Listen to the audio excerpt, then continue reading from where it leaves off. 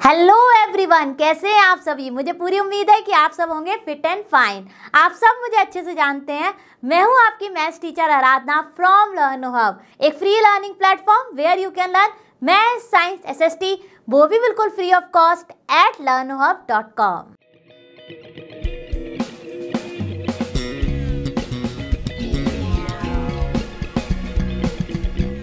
बच्चों, आज मैं आपके लिए लेकर आई हूँ एनसीईआरटी सॉल्यूशन फॉर क्लास 7 और आज का हमारा चैप्टर है chapter number 11 perimeter and area. Finish करेंगे इसकी एक्सरसाइज 11.4 के क्वेश्चन नंबर 6 to 11। इसी एक्सरसाइज के क्वेश्चन नंबर 1 to 5 मैंने किए थे अपनी प्रीवियस वीडियो में सॉल्व। तो आप सब अपनी नोटबुक और पेन के साथ रेडी है ना? अगर नहीं है तो फटाफट लेकर आ जाइए और अगर है तो मेरे साथ साथ सॉल्व कीजिए।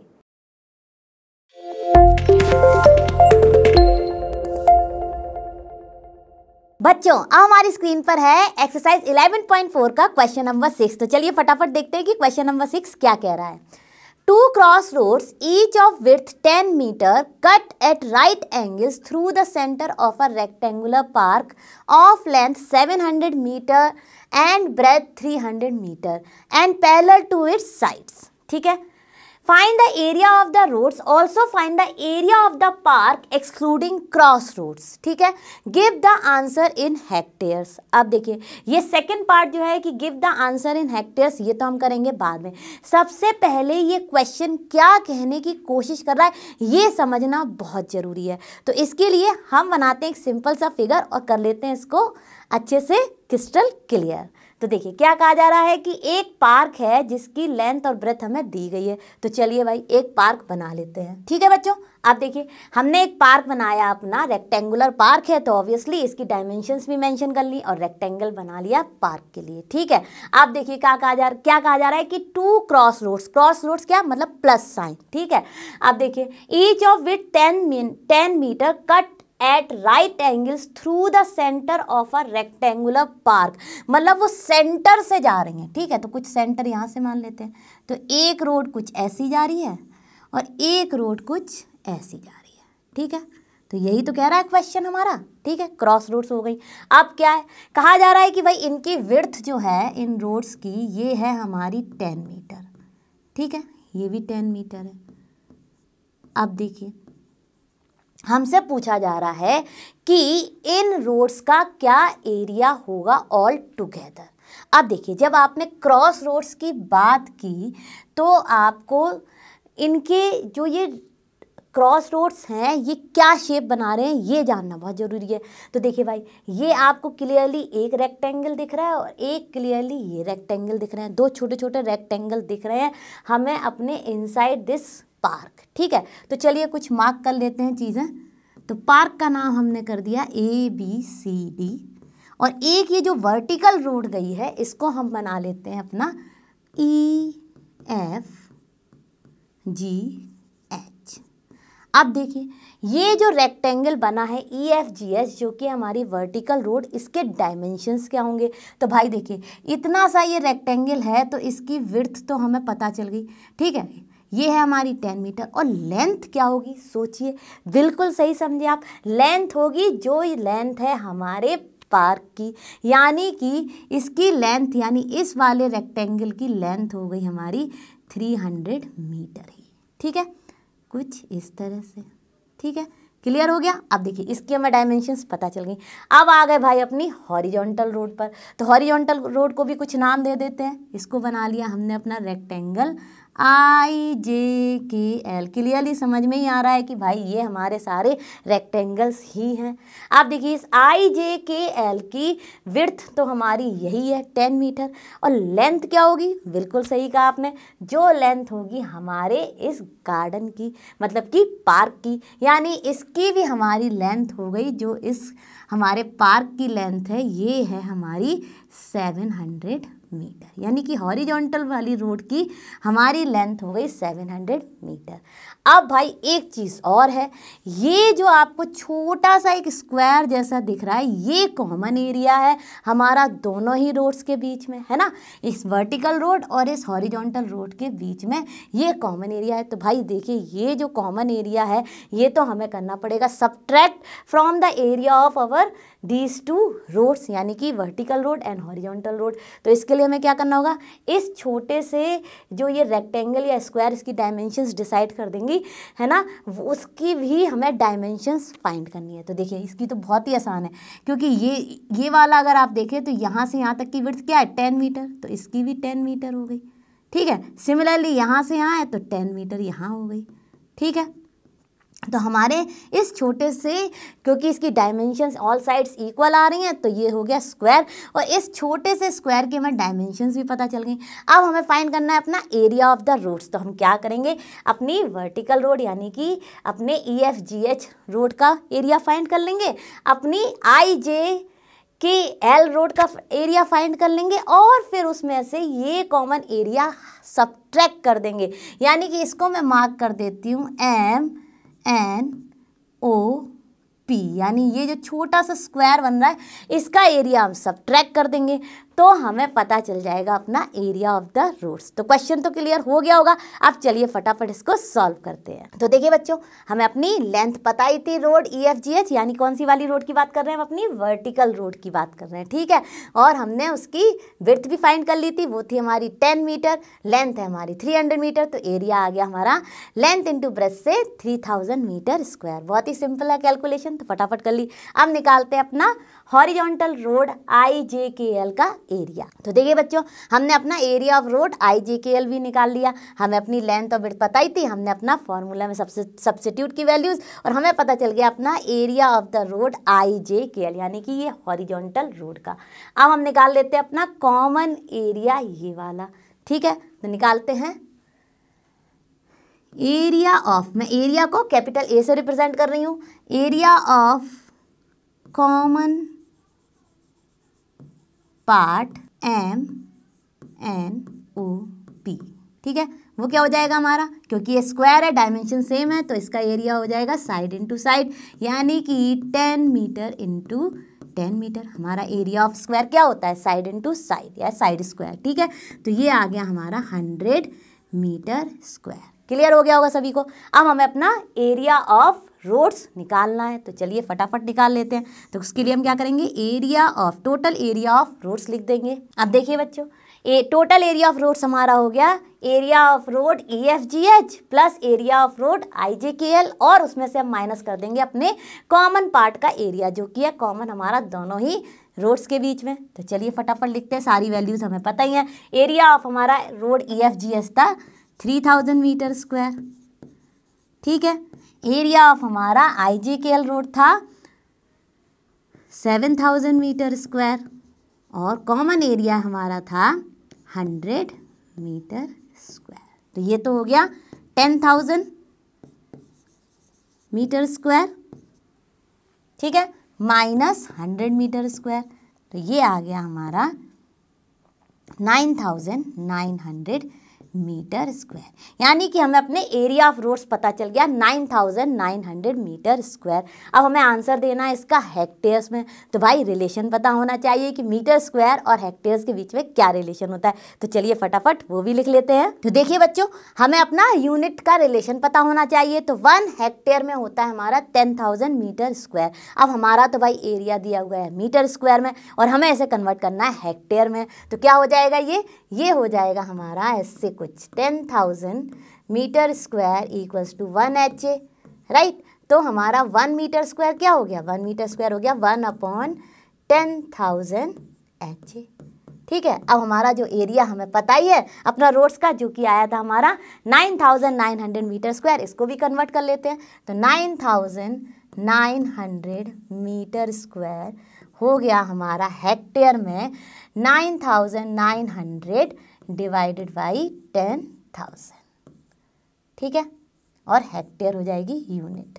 ठीक है, आप देखिए जैसे इसको हमने किया तो कितने नंबर ऑफ जीरोज हैं, 4, तो हम डेसिमल को कर देंगे 4 प्लेसेस शिफ्ट, 1 2 3 4, यानी कि हमारा हेक्टेयर में आ गया 0.99 hectare area of roads. Clear हो गया होगा, बहुत ही आसान था, यूनिट कन्वर्जन भी। अब करते हैं इसके सेकंड पार्ट को। अब सेकंड पार्ट में क्या कहा जा रहा है कि also find the area of the park excluding cross roads. अब देखिए, हमें अपना area of the park find करना है एक्सक्लूडिंग रोड्स। तो हमारे पास एरिया ऑफ रोड्स तो है ही, ठीक है। अब अगर हम इस पूरे पार्क का एरिया फाइंड कर लें, ठीक है, और फिर उसमें से अपना एरिया ऑफ रोड्स सब्ट्रैक्ट कर दे, तो हमारे पास क्या बचेगा, यही लेफ्ट आउट एरिया तो बचेगा और हमें पता चल जाएगा कि इसका एरिया क्या है ना। तो ये हमें करना है।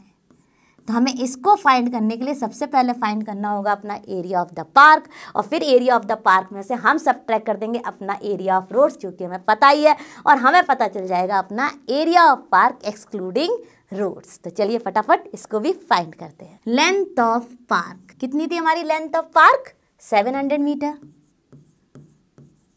ब्रेथ ऑफ पार्क जो कि है 300 मीटर। हम निकालेंगे एरिया ऑफ पार्क, ठीक है, जो कि हो जाएगा हमारा लेंथ इंटू ब्रेथ, क्योंकि रेक्टेंगुलर पार्क है और हमें पता है कि रेक्टेंगल के टर्म्स में हमारा एरिया होता है लेंथ इंटू ब्रेथ। तो चलिए फटाफट रखी वैल्यूज। ये आ गया हमारा 7 3 21 और 4 जीरोज हम ऐड कर देंगे। देखिए कितनी इजी कैलकुलेशन है। पहले आप नंबर मल्टीप्लाई कर लीजिए और फिर जो आपके जीरोज हैं उन जितने भी नंबर ऑफ जीरोज हैं उनको ऐड कर दीजिए। तो ये आ गया हमारा एरिया ऑफ पार्क, ठीक है। अब हमें निकालना है अपना area of park excluding roads. तो वो क्या हो जाएगा हमारा, area of park minus area of roads. Total area भी लिख सकते हैं या एरिया ऑफ रोड्स। तो हमें सारी चीज़ें पता ही हैं, फटाफट रख देते हैं। हमारा एरिया ऑफ पार्क था 2,10,000, ठीक है, और हमारा एरिया ऑफ रोड्स था 9,900 मीटर स्क्वायर। इसको सॉल्व किया तो आ जाएगा, तो हमारा area of park excluding roads हो गया 2,100 मीटर स्क्वायर, ठीक है। अब हमारे पास इसको भी हमें कन्वर्ट करना है हेक्टेयर्स में। तो रिलेशन तो हमने ऑलरेडी लिखा ही रखा है। क्या रखा है अपना लिख के कि 1 हेक्टेयर इक्वल्स टू होता है 10,000 मीटर स्क्वायर, और हमारा 1 मीटर होता है 1/10,000 हेक्टेयर। तो चलिए बस यहाँ पर ही हमें अपनी वैल्यूज़ को चेंज करना है। तो देखिए बच्चों, हमने अपना लिख लिया area of park excluding roads है हमारा 2,100 मीटर स्क्वायर। अब देखिए ये रिलेशन है, अब यहाँ पे हम लिख देंगे अपना 2,100 मीटर स्क्वायर और इसको कन्वर्ट कर लेंगे फटाफट अपने हेक्टेयर में। तो क्या हो जाएगा ये, और यहाँ पर यूनिट होगी हेक्टेयर। अब देखिए यहाँ पे नंबर ऑफ जीरोस 4 है और हम यहाँ पे फटाफट 4 प्लेसेस शिफ्ट कर देंगे लेफ्ट में डेसिमल।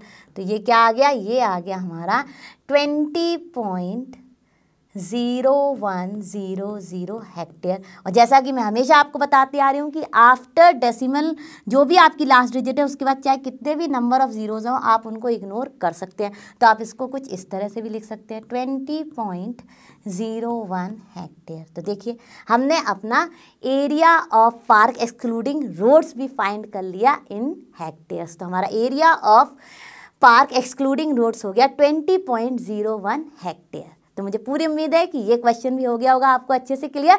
हम चलते हैं अपने नेक्स्ट क्वेश्चन पर। तो बच्चों हमारी स्क्रीन पर आ चुका है क्वेश्चन नंबर 7। तो देखते हैं फटाफट क्वेश्चन नंबर 7 क्या कह रहा है। Through a rectangular field of length 90 metre and breadth 60 metre 2 roads are constructed which are parallel to the sides and cut each other at right angles through the center of the fields. If the width of each road is 3 meter, find the area covered by the roads. ठीक है। Second, the cost of constructing the roads at the rate of ₹110 per metre square. अब ऐसा ही बिल्कुल question हमने किया था अपने just इससे पहले, यानी कि क्वेश्चन नंबर 6। वही क्वेश्चन एग्जैक्टली यहाँ पर है, केवल हमारे डायमेंशंस और width of the road change हो गई है। तो चलिए फटाफट इसको भी फिगर से विजुलाइज कर लेते हैं। सबसे पहले बनाते हैं अपना रेक्टेंगुलर फील्ड जिसके डायमेंशंस हैं 90 मीटर लेंथ है और 60 मीटर विड्थ है, ठीक है। अब यहाँ क्या कहा जा रहा है, 2 roads are constructed which are parallel to the sides and cut each other at right angles through the center of the field। तो देखिए ये सेंटर मान लिया और ये देखिए पैरेलल टू द साइड्स है और कट कर रही है राइट एंगल पर, ठीक है। अब देखिए यहाँ पर भी सेम है, ये हमारा हमने मान लिया फील्ड ABCD, ठीक है। अब देखिए एक ये है, अब इसकी डायमेंशन क्या होगी, इसका देखिए विड्थ तो हमें पता ही है, ये है 3 मीटर। तो यानी इसकी इस वाले रेक्टेंगल की जो ब्रेथ होगी वो होगी 3 मीटर, लेकिन लेंथ क्या होगी, लेंथ होगी जो है इसकी लेंथ यानी कि 90 मीटर। चलिए इसको कुछ नाम दे देते हैं। क्या नाम दे देते हैं, इसको बना लेते हैं अपना IJKL, ठीक है। अब देखिए नेक्स्ट है हमारा ये वाला, तो इसकी भी विड्थ क्या होगी 3 मीटर होगी, बिल्कुल होगी, ठीक है। और इसकी हमारी लेंथ क्या होगी, जो इसकी हमारी ब्रेथ है, तो यानी कि 60 मीटर। अब इसको भी नाम दे देते हैं कुछ, इसको दे दिया हमने MNOP, ठीक है। अब बचा ये वाला पार्ट, इसकी क्या डायमेंशंस होगी सभी को पता है, ये होगा 3 मीटर बाई 3 मीटर, तो इसको भी कुछ नाम दे देते हैं QRST, और ये क्या है कॉमन एरिया। तो यानी अब बिल्कुल हमें अपने पहले जैसा करना है, पहले हम इस रोड का एरिया निकाल लेंगे वर्टिकल का, फिर हॉरिजॉन्टल का, डायमेंशंस हमें पता ही है, कॉमन एरिया का भी निकाल लेंगे और फिर उसमें दिस प्लस दिस और माइनस ये कॉमन एरिया कर देंगे, तो हमें पता चल जाएगा एरिया ऑफ रोड्स, और वही हमसे पूछा गया। तो चलिए फटाफट शुरू करते हैं अपना फर्स्ट पार्ट सॉल्व करना। तो चलिए निकालते हैं अपना एरिया ऑफ रोड, कोई भी ले लेते हैं, पहले ले लेते हैं अपनी IJKL यानी कि पैरेलल टू दिस वन, ठीक है। तो IJKL, ठीक है, पैरेलल है हमारी लेंथ के। तो चलिए इसकी डायमेंशंस क्या है हमारी देख लेते हैं फटाफट। ये है हमारी लेंथ इंटू ब्रेथ ही फॉर्मूला होगा, तो 90 मीटर इंटू 3 मीटर, ठीक है। तो ये आ गई हमारी 270 मीटर स्क्वायर यानी कि ये वाले की, ठीक है। अब अपने ये वाले वर्टिकल वाली रोड के निकालते हैं, तो इसकी क्या हो जाएगी हमारी एरिया ऑफ रोड MNOP, ठीक है, MNOP। ये क्या हो जाएगी, ये हो जाएगी हमारी क्या है हमारी विड्थ यानी लेंथ इंटू विड्थ, ठीक है। तो ब्रेथ हमारी क्या है पार्क की 60, तो 60 इंटू 3, ठीक है, 60 मीटर इंटू 3 मीटर यानी कि ये आ गई हमारी 180 मीटर स्क्वायर, ठीक है। क्लियर हो गया होगा, बहुत ही आसान है। अब हम निकाल लेते हैं अपने कॉमन एरिया की। तो एरिया ऑफ कॉमन पार्ट, और उसका नाम हमने क्या दिया था अपना QRST, क्या हो जाएगा 3 इंटू 3 यानी 3 metre into 3 metre, length into breadth, और ये आ गया हमारा 9 मीटर स्क्वायर। अब हम निकाल लेंगे अपना area of roads. Area of roads हो गया हमारा एरिया ऑफ रोड IJKL, ठीक है, plus area of road MNOP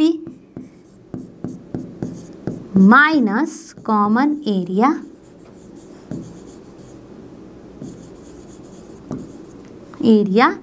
QRST। तो चलिए वैल्यूज रखते हैं फटाफट। तो हमारा IJKL का कितना एरिया आया था 270 मीटर स्क्वायर, ठीक है, प्लस हमारा IJKL का आया था 180 मीटर स्क्वायर, और माइनस हो गया हमारा 9 मीटर स्क्वायर, ठीक है। अब इन दोनों को ऐड करेंगे तो क्या आ जाएगा, इसको ऐड किया तो ये आ जाएगा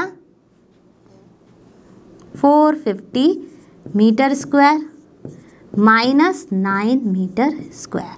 फटाफट सब्ट्रैक्ट किया तो वैल्यू आई हमारी, क्या आएगी वैल्यू 441 मीटर स्क्वायर, यानी हमारा एरिया ऑफ रोड्स आ गया 441 मीटर स्क्वायर, ठीक है। आप देखिए ये तो हो गया हमारा एरिया। आप देखिए हमसे कहा जा रहा है कि फाइंड करना है the cost of constructing the roads at the rate ₹110 per metre square, यानी 1 मीटर स्क्वायर का हमारा कितना कॉस्ट है ₹110 खर्च हो रहे हैं, ठीक है। तो हमें अपना एरिया पता ही है, उसको हम मल्टीप्लाई कर देंगे, जितना पर मीटर स्क्वायर का कॉस्ट दिया गया हमें पता चल जाएगा कि पूरा का पूरा रोड कंस्ट्रक्ट करने के लिए हमें कितना कॉस्ट लगेगा। तो चलिए फटाफट शुरू करते हैं।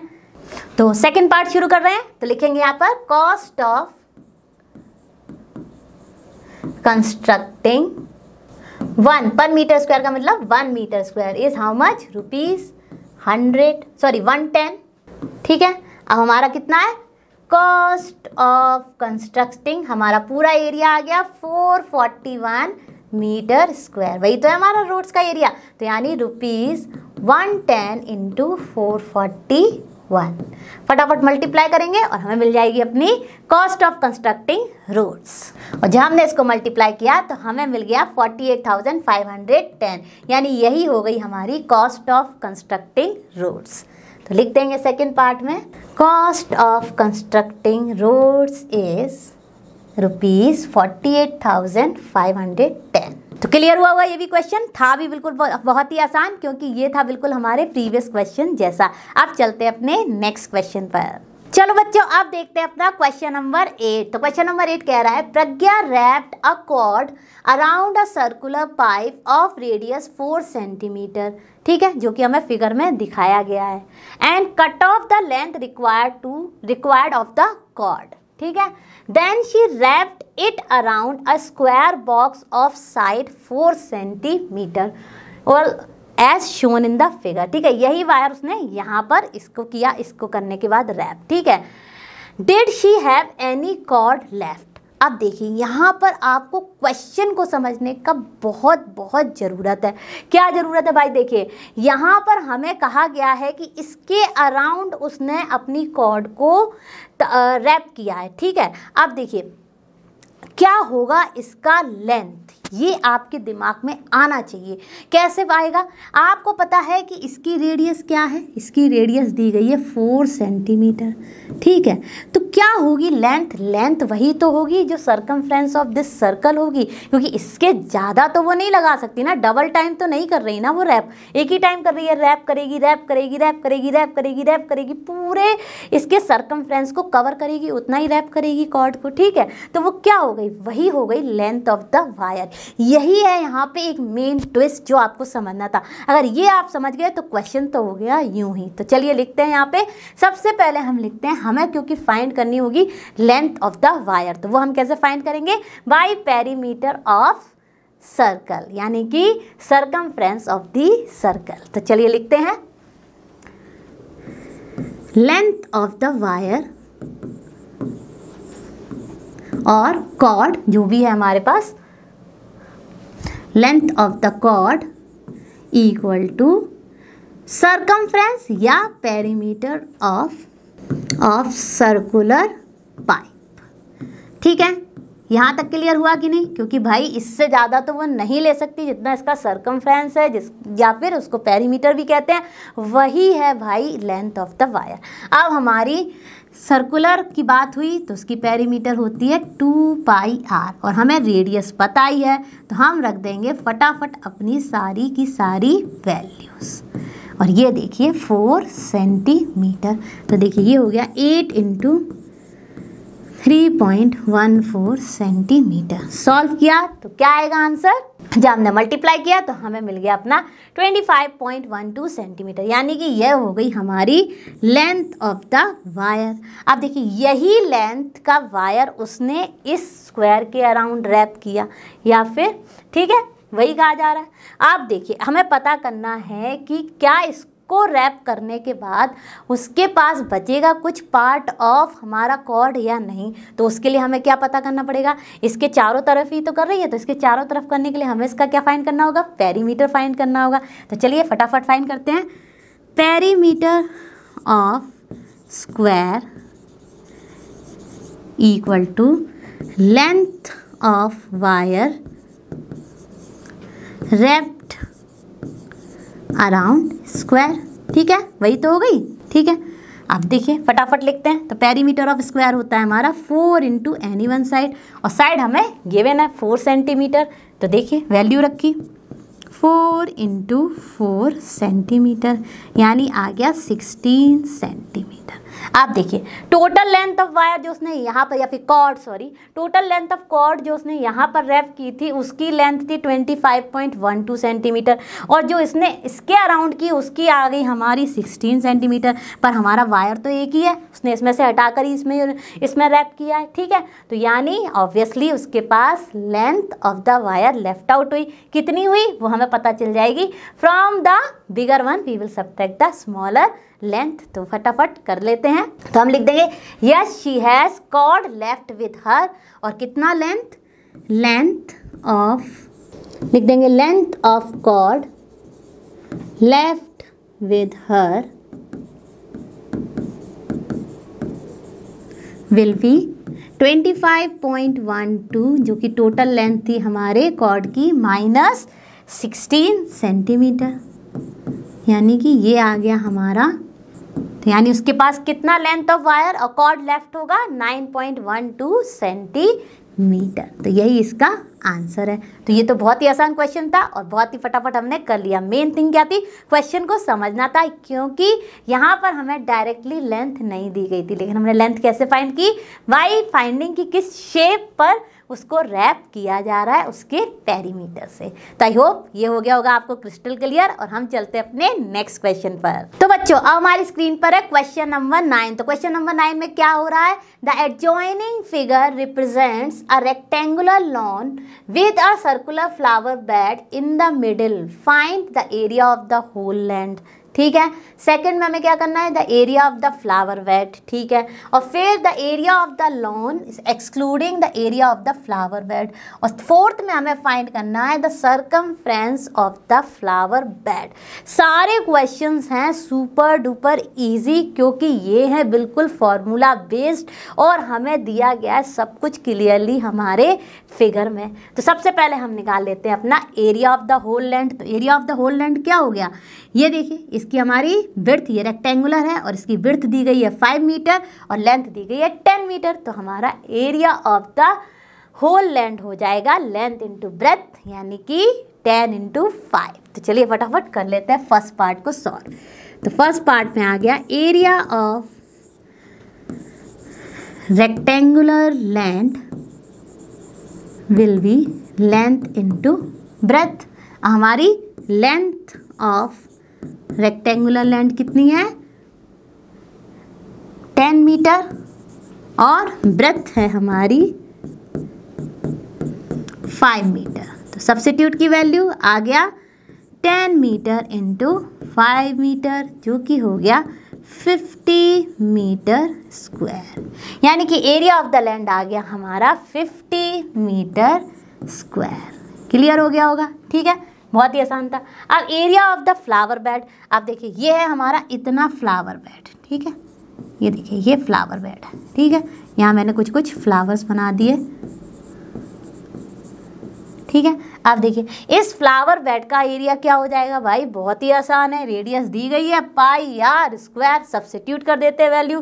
तो चलिए निकाल लेते हैं अपना एरिया ऑफ फ्लावर बेड, वो हो गया हमारा पाई आर स्क्वायर, सब्स्टिट्यूट की वैल्यू 3 क्योंकि कुछ दिया नहीं है हमने अपनी 3.14 ले ली, ठीक है, और आर हमारी कितनी है 2, यानी कि 2 मीटर का होल स्क्वायर। ये हो गया हमारा 3.14 इंटू 4 मीटर स्क्वायर, और जब इसको सॉल्व किया तो आ जाएगा हमारा answer area of flower bed.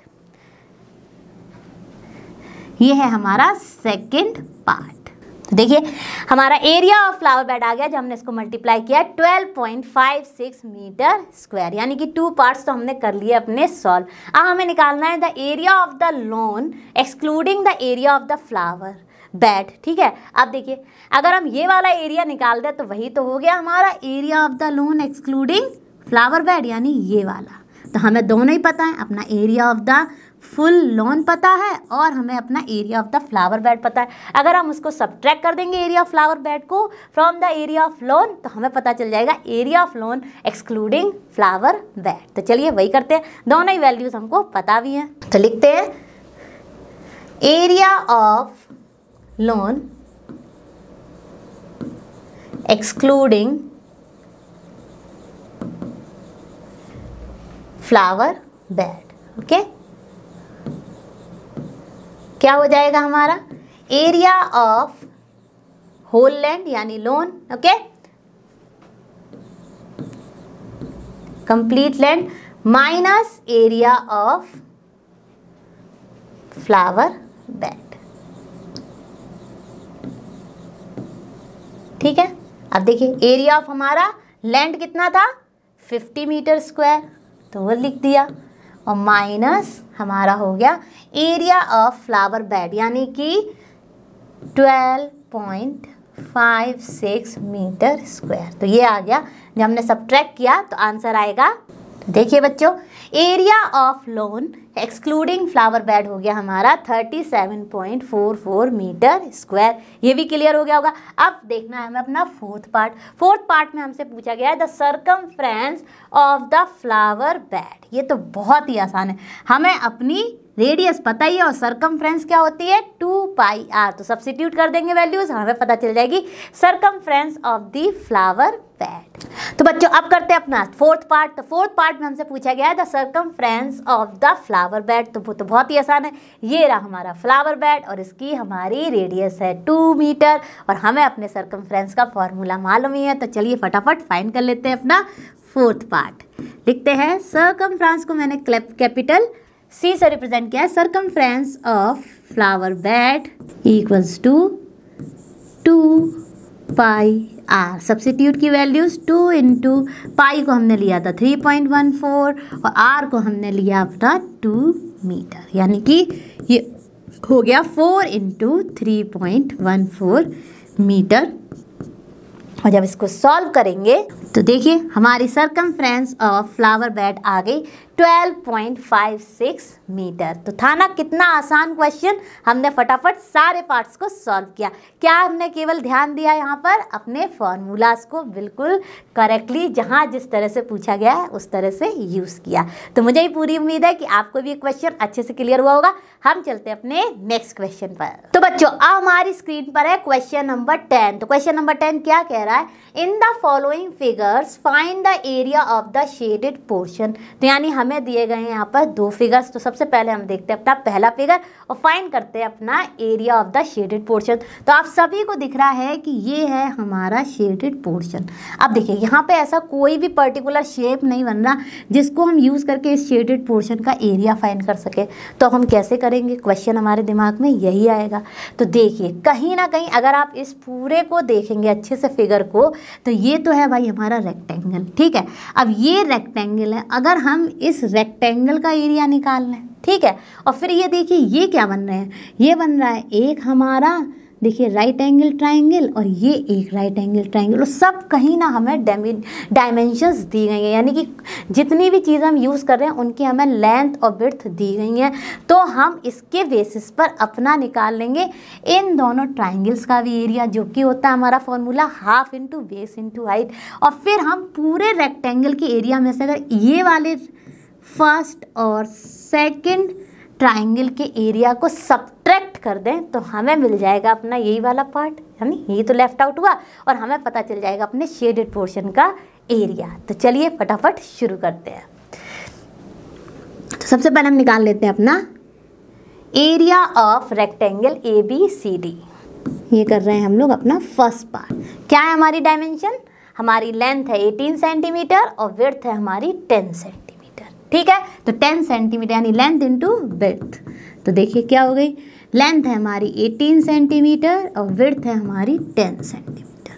जैसे हमने मल्टीप्लाई किया ये आ गया 180 सेंटीमीटर स्क्वायर। क्लियर हो गया। अब चलिए अब देखते हैं अपना फर्स्ट ट्राइंगल, यानी कि हम बात कर रहे हैं अपने ट्राइंगल AEF। ये किस तरह का, राइट एंगल ट्राइंगल, ठीक है। तो हमें राइट एंगल ट्राइंगल के लिए चाहिए बेस और हाइट। तो बेस देखिए हमारा ये, इसकी हमारी कितनी लेंथ है 10 सेंटीमीटर गिवन है, और हाइट ये और इसकी हमारी कितनी लेंथ है 6 सेंटीमीटर। तो चलिए निकाल लेते हैं एरिया ऑफ फर्स्ट ट्राइंगल और ब्रैकेट में लिख देते हैं उसका नाम। क्या है हमारा नाम, EAF, ठीक है। क्या हो जाएगा 1/2 बेस इंटू हाइट। सब्स्टिट्यूट करते हैं वैल्यूज, 1/2 बेस हमारा कितना है 10 सेंटीमीटर इंटू हाइट हमारी है 6 सेंटीमीटर, ठीक है। 2 5 10 और ये आ गया हमारा 30 सेंटीमीटर स्क्वायर, ठीक है। अब देखते हैं अपना सेकेंड ट्राइंगल, ये वाला ट्राइंगल यानी कि EBC। तो लिख लेते हैं एरिया ऑफ सेकेंड ट्राइंगल जो कि है हमारा EBC। क्या हो गया, ये भी हो जाएगा 1/2 बेस इंटू हाइट। अब देखिए क्लियरली इसके रेफरेंस में हमारी बेस क्या है 8 और हाइट है हमारी 10। तो चलिए फटाफट सब्स्टिट्यूट करते हैं। 1/2 बेस है हमारा 8 सेंटीमीटर और हाइट है हमारी 10 सेंटीमीटर। ठीक है, अब देखिए 2 4 ज़ा 8, क्या हो जाएगा ये 40 सेंटीमीटर स्क्वायर। ठीक है, अब देखिए ये आ गया हमारा 40 और ये हो गया हमारा 30। ठीक है, अब हमें अपना केवल इस शेडेड पोर्शन का एरिया निकालना है। तो चलिए इसका एरिया हमारा कितना आ गया था फर्स्ट वाले का 30 सेंटीमीटर स्क्वायर। ठीक है, और हमारे सेकंड वाले का आ गया 40 सेंटीमीटर स्क्वायर। ठीक है, और हमारे टोटल इस रेक्टेंगल का एरिया आ गया, रेक्टेंगल ABCD का कितना एरिया आ गया, ये आ गया हमारा 180 सेंटीमीटर स्क्वायर। तो हम निकालेंगे अपना शेडेड पोर्शन। अब लिखेंगे एरिया ऑफ शेडेड पोर्शन। ठीक है, वो क्या हो जाएगा, वो हो जाएगा हमारा area of rectangle ABCD minus area of first triangle plus area of second triangle. चलिए तो फटाफट पहले हमने फर्स्ट और सेकेंड को ऐड कर लेना है और फिर इसके से टोटल रेक्टेंगल के एरिया में से सब्ट्रैक्ट कर देना है। तो चलिए फटाफट करते हैं। तो ये देखिए 40 centimetre square plus 30 centimetre square, तो ये कितना हो गया 30, 40 प्लस 30 70, 180 माइनस 70 सेंटीमीटर स्क्वायर, तो ये क्या आ गया हमारा 110 सेंटीमीटर स्क्वायर। यानी कि शेडेड पोर्शन का एरिया हो गया 110 सेंटीमीटर स्क्वायर। है ना कितना आसान, फटाफट सॉल्व किया।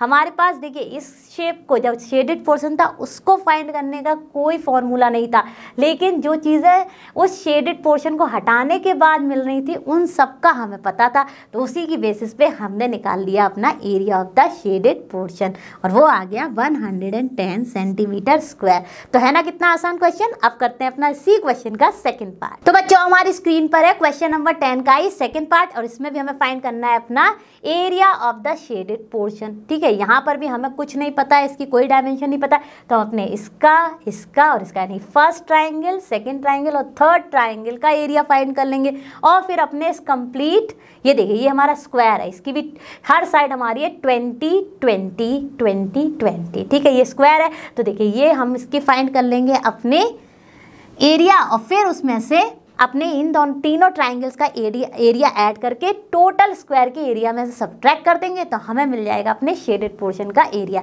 तो चलिए फटाफट शुरू करते हैं। तो देखिए बच्चों हमने अपने पहले एरिया ऑफ स्क्वायर PQRS को फाइंड कर लिया जो कि होता है हमारा साइड इंटू साइड यानी साइड स्क्वायर। तो ये किया 20, हमारी स्क्वायर है तो ईच साइड इक्वल है, वो आप देख भी सकते हैं फिगर से। तो हमने किया 20 सेंटीमीटर का स्क्वायर और ये आ गया हमारा 400 सेंटीमीटर। अब देखिए area of the first triangle यानी कि ये वाला, तो ये है हमारा UST और इसमें हमारा ये बेस है और ये हाइट है और दोनों ही क्या है 10 और 10। तो देखिए 10 हमारा सेंटीमीटर बेस है और 10 सेंटीमीटर हाइट है। मल्टीप्लाई किया, सिंप्लीफाई किया, ये आ गया हमारा 50 सेंटीमीटर स्क्वायर यानी कि फर्स्ट वाले ट्राइंगल का एरिया ये कितना आ गया हमारा 50 सेंटीमीटर स्क्वायर और पूरे का हमारा एरिया ऑफ स्क्वायर PQRS आ गया हमारा 400 सेंटीमीटर स्क्वायर। ठीक है, तो यहाँ तक क्लियर हो गया। अब हम निकालते हैं अपने सेकंड वाले का। तो एरिया ऑफ सेकंड ट्राइंगल। ठीक है, अब देखिए सेकंड ट्राइंगल में भी देखिए ये 10 है और ये पूरी 20 है तो ये कितनी हो गई, ये इसकी हाफ यहाँ दी गई है तो ये हो गई हमारी 10। ठीक है, और ये तो बराबर ही है तो ये पूरी हो गई 20 यानी इसका बेस हो गया 20 और हाइट हो गई इसकी हमारी 10। तो इसका भी निकाल लेंगे 1/2 into base into height. Substitute की वैल्यूज़ ये हो गई हमारी, बेस है हमारा 20 सेंटीमीटर और हाइट है हमारी 10 सेंटीमीटर। सिंप्लीफाई किया, ये हो गया हमारा 100 सेंटीमीटर स्क्वायर, यानी कि सेकेंड ट्राइंगल का हमारा एरिया आ गया 100 सेंटीमीटर स्क्वायर। ठीक है, अब एरिया ऑफ थर्ड ट्राइंगल निकाल लेते हैं। तो एरिया ऑफ थर्ड ट्राइंगल वो भी हो गया हमारा 1/2 बेस इंटू हाइट। और देखिए फटाफट क्या बेस है, बेस है हमारा 10 और हाइट है 20। तो लिख देते हैं base is 10 centimetre and height is 20 centimetre. Simplify कर दिया और जब इसको सॉल्व करेंगे तो ये भी आ गया हमारा 100 सेंटीमीटर स्क्वायर। हम निकाल लेते हैं अपना total area of all three triangles, all three triangles. ठीक है, शॉर्ट फॉर्म में लिख रही हूँ। तो वो क्या हो जाएगा हमारा, ऐड कर लेते हैं फटाफट। पहले का हमारा आया था 50, ठीक है, सेंटीमीटर स्क्वायर। सेकंड का हमारा आया 100 सेंटीमीटर स्क्वायर और थर्ड का भी हमारा आया 100 सेंटीमीटर स्क्वायर।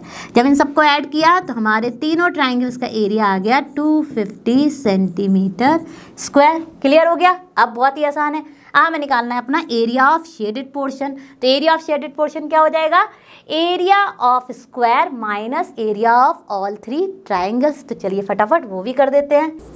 तो देखिए लिखा एरिया ऑफ शेडेड पोर्शन